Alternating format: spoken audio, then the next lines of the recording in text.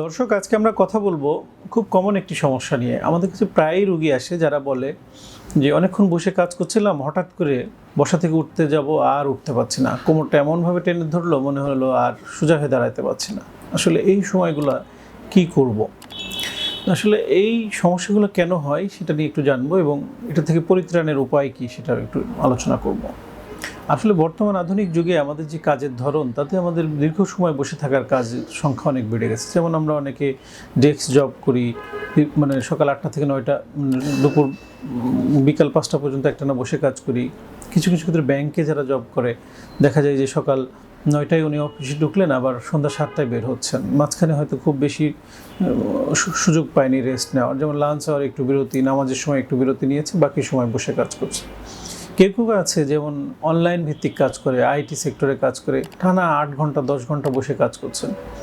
এই যে আমরা বসে কাজ করছি, বসার ফলে আমাদের কি সমস্যা হচ্ছে? সমস্যা হচ্ছে কয়েকটা। একটা হলো আমাদের বসার যে পজিশন, সেটা যদি সঠিক না হয় সেক্ষেত্রে আমাদের কোমরের যে মাংসপেশি, লিগামেন্ট, এগুলো আসলে উইক হয়ে যায়। এবং আমাদের নর্মালি কোমরে একটা কার্ভ থাকে। আমরা যদি একটু স্পাইনটাকে দেখি, আমাদের এই ঘাড়ে একটা কার্ভ আছে, কোমরে একটা কার্ভ আছে। এই কার্ভাচারটা স্ট্রেট হয়ে যায়, সেক্ষেত্রে আমাদের এই ধরনের সমস্যা হতে পারে।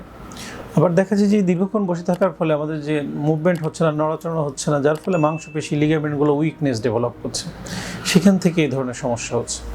তো আরেকটা জিনিস যেটা হয় যে এই দীর্ঘ বসে থাকার ফলে আমাদের যে মাংসপেশি, লিগামেন্ট উইকনেসের পাশাপাশি হঠাৎ করে আমরা সামনের দিকে ঝুঁকলাম, একটু বেসিনে মুখ ধুতে গেলাম, জুতা ফিতা বাঁধতে গেলাম, ডিস্ক বালজিং হয়ে যায়। আমাদের দুই ভার্টিব্রার মাঝখানে একটা জেলি লাইক সাবস্টেন্স থাকে, আপনারা দেখেন দুইটা হাড় মাঝখানে একটা গ্যাপ, এই গ্যাপে আমরা ইন্টারভার্টিব্রাল ডিস্ক, এই ডিস্কটা একটু সামান্য পিছন দিকে সরে যায়, যে নার্ভের উপর কম্প্রেস করে বা চাপ লাগে, সেক্ষেত্রে এই ধরনের সমস্যা হতে পারে। আসলে তাহলে এটার পরিত্রাণের উপায় কি? পরিত্রাণের উপায় হলো, আমরা আসলে বলি যে আধা ঘন্টা 40 মিনিট পরে আপনি একটু 5 মিনিটের জন্য ব্রেক বা রেস্ট নেবেন। সেক্ষেত্রে কী করবেন? একটু হাঁটাহাঁটি করলেন, একটু মুভমেন্ট করলেন, পাশাপাশি কিছু সিম্পল এক্সারসাইজ আছে, আমরা যেটা বলি ব্যাক মাসেল স্ট্রেংথেনিং এক্সারসাইজ। একটু অফিসে দাঁড়িয়েও করা যায়, একটা কর্নারে দাঁড়িয়ে আপনি করতে পারেন, যেটা 5 সেটিং করলেন, আপনি 2 ঘন্টা পর 5টা সেশন করলেন, তাহলে কোমরের যে মাংসপেশিগুলো, এগুলোতে ব্লাড সার্কুলেশন ঠিক থাকবে, মাসেল স্ট্রেংথ ঠিক থাকবে, যার ফলে এই সমস্যা আপনার হবে না, প্রিভেনশন হিসেবে কাজ করবে। আর যদি কারো হয়ে যায় সেক্ষেত্রে কী করণীয়? আমরা বলি যে আসলে যে কোনো রোগেই যদি আর্লি আমরা ট্রিটমেন্ট নিই, তাহলে কিন্তু এটা গুরুতর বা খারাপের দিকে যায় না।